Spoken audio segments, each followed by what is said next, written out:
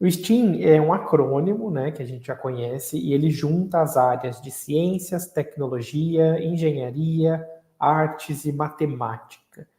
E ele aparece num contexto onde a gente está buscando na educação mais integração entre as áreas, né, e não só trabalhar as áreas de forma isolada. Ele aparece, na verdade, na literatura de diferentes formas, né? Então, se a gente for pesquisar educação STEAM, a gente vai encontrar experimentos que são considerados experimentos STEAM, tem simuladores que dizem que estão trabalhando com educação STEAM, e tem uma vertente mais específica, que é onde se concentra a nossa pesquisa aqui da Tríade, tanto a minha quanto a da Lilian, que é a que está relacionada à aprendizagem baseada em projetos, que é quando a gente desenvolve projetos para integrar essas áreas. Então, por meio de um projeto, eu vou integrar ciências, tecnologia, engenharia, artes e matemática, tanto pelos conhecimentos dessas áreas, quanto pelos procedimentos, pelos processos que também estão envolvidos em cada uma delas. Então, esse é um ponto importante para a gente entender. E aí, esse é um ponto para desconstruir também, porque né, hoje, como a gente tem muita literatura sendo gerada até muitas vezes pelo ChatGPT, a gente precisa cuidar, entender que o STEAM não é uma metodologia, né? Não existe uma metodologia STEAM que eu falo, estou aplicando STEAM, né? Então estou trabalhando com STEAM. Então, então eu sei que você está fazendo isso. Não, você pode falar, estou trabalhando com STEAM, você pode estar trabalhando com muita coisa diferente. Então existe uma abordagem STEAM e a gente trabalha muito com aprendizagem baseada em projetos como a metodologia. Tá? Então, esse é um ponto importante para a gente entender aqui e ter esse conhecimento, até quando a gente for ler e pesquisar coisas, e de saber que vai aparecer STEAM de outras formas, mas aqui a gente está trabalhando projetos STEAM e não metodologia STEAM, mas sim abordagem STEAM, onde a gente trabalha projetos. Bom, e quando a gente trabalha projetos, né, e trazendo a integração dessas áreas, do que a gente está falando? Que tipo de projeto que é? Né? O que significa e o que isso promove nos nossos estudantes? Então, quando a gente está falando de ciência, a gente está falando de projetos que vão estimular o letramento científico, que vão estimular o processo de investigação. Ou seja, a gente quer que ao longo desse projeto os estudantes identifiquem problemas, sejam capazes de buscar literatura sobre esses problemas, pesquisar na internet, ampliar seus conhecimentos sobre isso, mas também conhecer sobre tecnologia, pesquisar sobre possíveis soluções. Então, o processo de investigação vai entrar também em definir esse problema, criar uma solução, uma proposta para eles, enfim, isso a gente vai trabalhar ao longo da formação, mas esse é um ponto importante. O objetivo desse projeto é desenvolver a investigação e o letramento, em termos de ciências. Tecnologia, a gente está falando de trabalhar com a questão da aplicação de algumas ferramentas para melhorar processos, mas também dos estudantes na criação de tecnologia. Muitas vezes, no projeto STEAM, os estudantes eles vão ser convidados a desenvolver uma solução que pode ser prototipada num aplicativo, que pode ser desenvolvida num artefato, e esse artefato ele vai ter uso de tecnologia ou não. Então, esse é um ponto interessante, né, porque a tecnologia não está só no fato de eu usar o recurso, mas também está no fato de trazer um ponto ali de encontro também, onde os estudantes vão criar essa tecnologia. A gente já vai ver alguns contextos também de onde vem a educação STEAM, que estão relacionados com essa questão da construção de tecnologia por meio de um artefato. Quando a gente fala de engenharia, então a gente está falando de resolver problemas mesmo. Então vamos identificar um problema, vamos resolver esse problema, vamos tentar, eu vou até colocar aqui um pouquinho maior para vocês verem, depois eu vou trocando, assim fica mais fácil de pegar todos os itens. Mas quando a gente está falando de engenharia no projeto STEAM, a gente está falando de o estudante tentar entender ali aquele problema e uma possível solução e colocar isso, construir isso, né? Então, ter alguma coisa física que representa toda essa investigação e todo esse processo de solução que está sendo ideado pelos estudantes. Quando a gente fala de artes, a gente tem que tomar um pouquinho de cuidado, né? Porque artes no STEAM não quer dizer que eu vou colocar os alunos para pintar, para desenhar, para deixar bonito, mas tem muito a ver com a identidade que vai ser criada para aquela construção, com o design, né? Então, esse é o termo correto. A artes, ela vem para a educação STEAM por meio do design. A forma como os estudantes vão criar, como eles vão olhar para essa criação pensando nas pessoas que vão usar, no formato, nos materiais, nas proporções, enfim, uma série de questões que estão relacionadas a visão de design, né? E matemática por meio de comparar também as questões do que eles vão utilizar, tanto de materiais, mas também da resolução de problemas, do pensamento analítico, e muitas vezes ali também lidar com questões de proporções, né? Quando eu tenho que, por exemplo, pegar uma coisa que está no desenho e colocar numa escala diferente daquilo. Ou quando eu tenho que realizar medidas para poder construir alguma coisa. Então, isso acontece de várias formas. Acho que a gente vai tendo a oportunidade também de conhecer mais exemplos ao longo da formação e ver como é que isso vai entrando em diferentes projetos, né? Mas basicamente é isso. Então, quando a gente fala de projetos STEAM, a gente espera que os estudantes passem por essas experiências. E aí eu acho que tem um ponto importante também, que é a gente entender as origens desse movimento.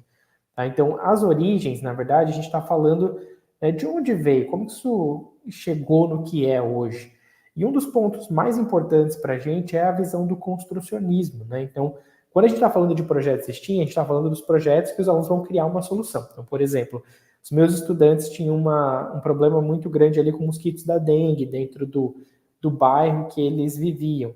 Então, eles criaram e prototiparam, né, idearam e prototiparam armadilhas para o mosquito da dengue para diminuir a população de mosquitos no entorno da escola.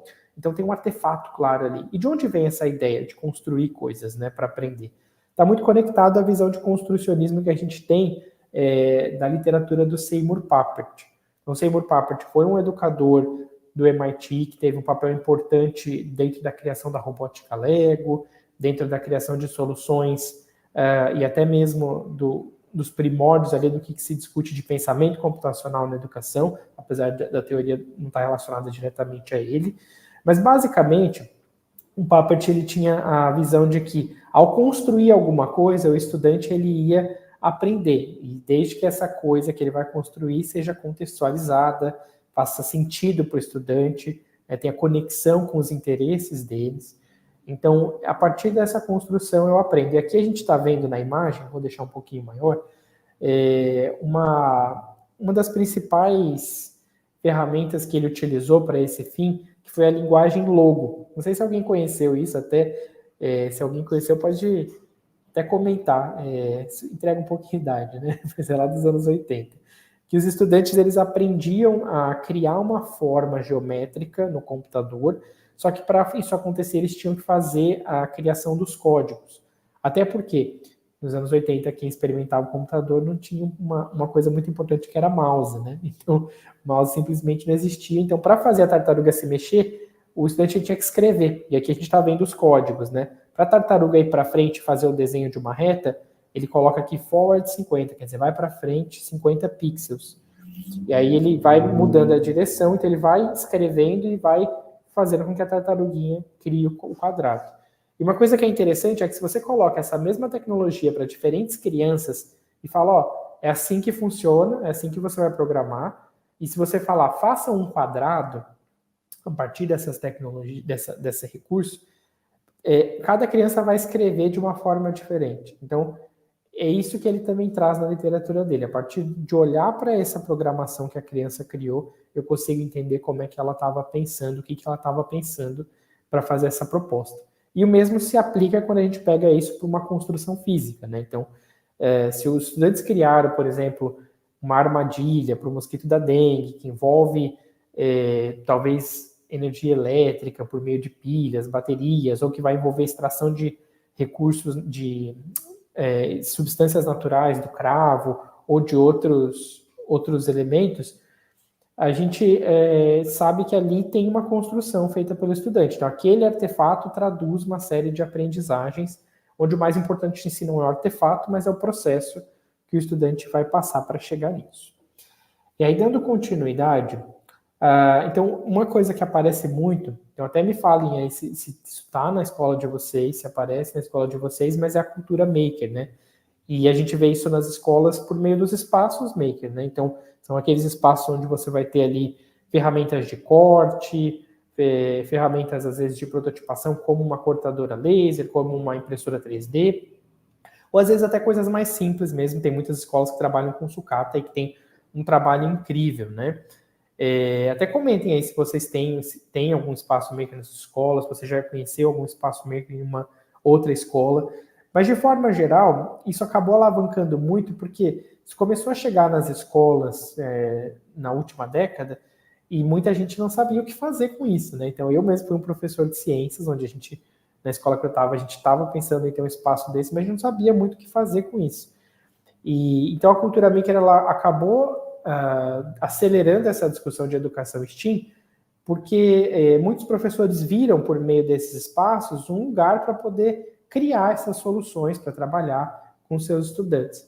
Porém, aí eu acho que eu vou colocar um pouco aqui da minha opinião também.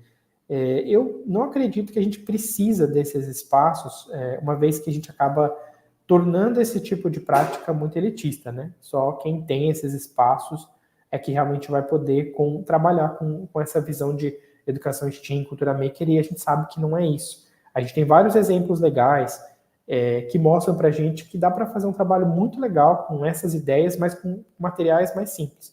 E eu mesmo, nas minhas aulas, nunca fui a pessoa que utilizou só o espaço maker, só aquele espaço, mas usava outros espaços, materiais alternativos, materiais de fácil acesso, até para que isso se torne mais acessível, né?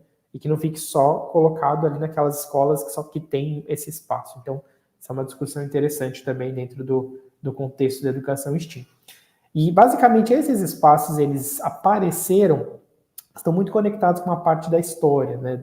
Principalmente história americana, né? Que no final da Segunda Guerra, de uma crise econômica, né? Eu resumindo aqui um pouco na nossa conversa, mas essa crise fez com que as pessoas começassem a fazer em casa aquilo que seria contratado, porque era caro, né? Então, era mais fácil eu ter ali instrumentos em casa, e essa é uma cultura forte nos Estados Unidos, onde as pessoas têm na garagem, né, um aparato, e aí vem muito das histórias, por exemplo, de que o computador foi criado numa garagem, né? Não sei se vocês já viram isso.